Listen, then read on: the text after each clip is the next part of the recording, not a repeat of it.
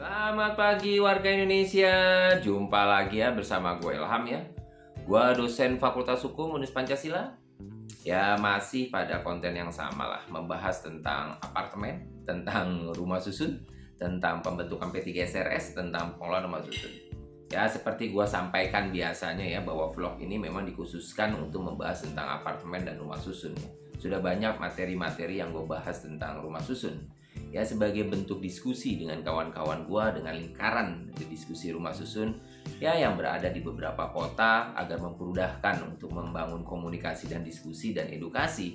Gua buat memang vlog ini untuk rumah susun tersebut atau apartemen. Nah pada vlog kali ini gua akan bahas tentang izin pengelolaan rumah susun. Gue pernah bahas yaitu tentang pengelola yang berbadan hukum. Jadi pertanyaannya pada saat itu, siapa sih pengelola yang berbadan hukum? Sudah tuntas gue bahas pada saat itu. Nah, pengelola yang berbadan hukum itu harus memiliki izin pengelolaan rumah susun. Nah, pada vlog kali ini kontennya itu tentang izin pengelolaan rumah susun. Ada dua hal mungkin yang akan gue bahas itu. Siapa yang harus memiliki izin pengelolaan rumah susun? Yang kedua, apa yang dimaksud dengan izin pengelolaan rumah susun? Dan terakhir kita simpulkan apakah izin pengelolaan rumah susun itu sudah ada. Ya kita saksikan saja pada vlog kali ini.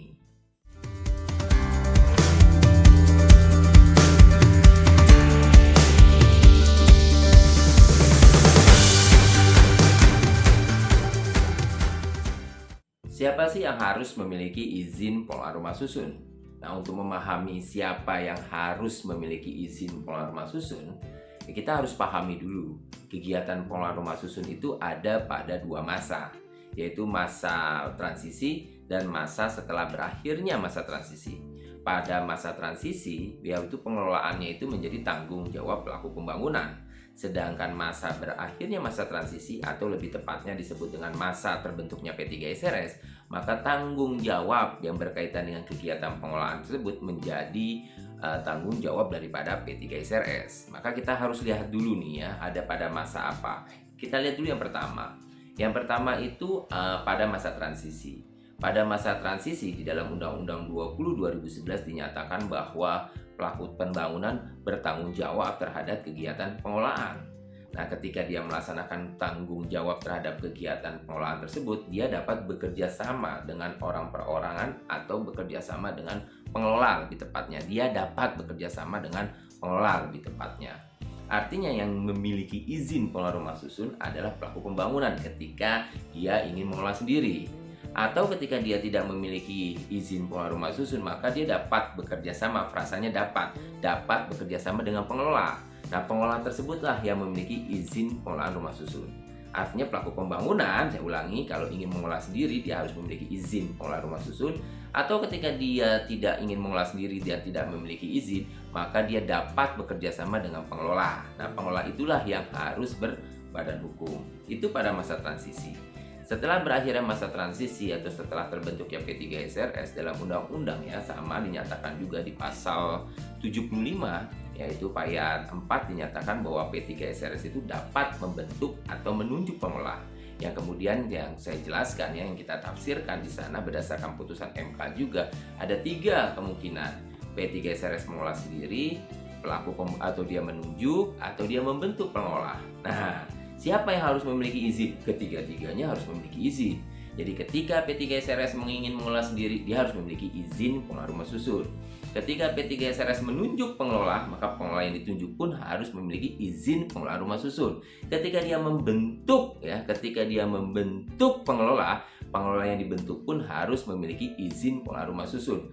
Artinya seluruh badan hukum yang ingin mengelola rumah susun harus memiliki izin pengelola rumah susun, entah itu pelaku pembangunan atau pelaku pembangunan bekerja sama dengan pengelola, pengelolanya harus memiliki izin. Setelah masa transisi berakhir terbentuk P3SRS, P3SRS sendiri pun harus memiliki izin pengelola rumah susun. Yang kedua, pengelola yang ditunjuk pun harus memiliki izin pengelola rumah susun. Yang terakhir, pengelola yang dibentuk pun harus memiliki izin pengelola rumah susun. Apple to apple semuanya sama memiliki izin pengelola rumah susun.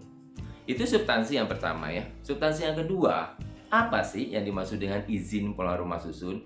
Di dalam undang-undang ya, di dalam pasal 565 lebih tepatnya 65 ayat 3 dinyatakan ya kan pengelola itu berbadan hukum dan memiliki izin pengelola rumah susun. Nah, frasa izin pengelola rumah susun itu kemudian oleh Undang-Undang Cipta Kerja diubah menjadi izin berusaha pengelolaan rumah susun. Izin berusaha pengelola rumah susun.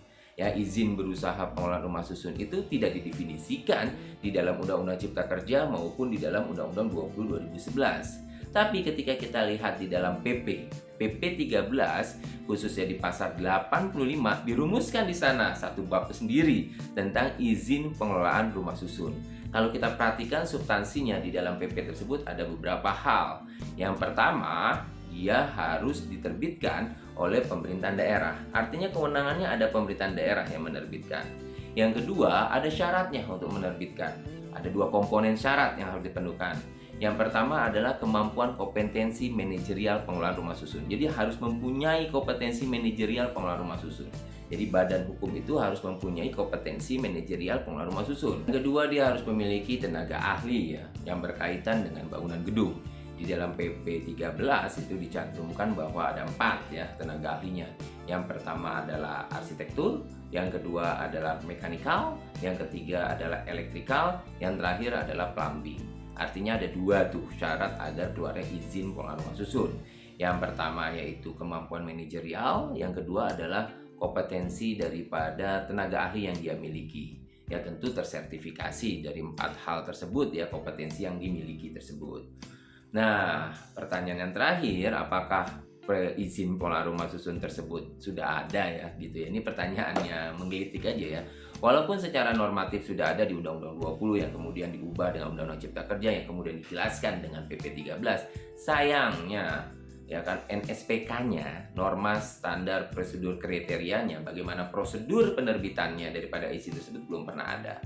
Artinya belum ada izin pengelolaan rumah susun.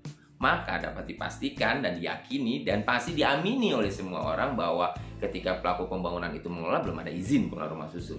Ketika dia menunjuk pun, bekerja sama pun belum ada. P3 SRS pun belum ada pasti ketika mengelola, yaitu izin pengelola rumah susun. Atau dia ketika menunjuk, belum ada tuh yang ditunjuk. Walaupun profesional sekalipun belum ada itu izin pengelola rumah susun. Bahkan ketika dia membentuk pengelola pun belum ada izin pengelola rumah susun. Ini menurut saya permasalahan hukum yang penting dan juga sangat bagi saya menggelitik dan juga bagi saya ini mengkhawatirkan ya karena belum ada izin pengelola rumah susun.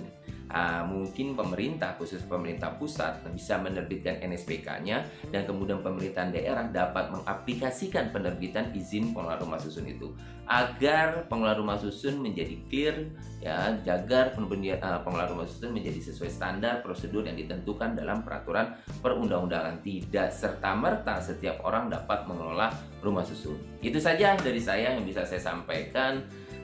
Salam sehat buat kita semua dan tetap semangat dan terus berjuang untuk membentuk P3 SRS.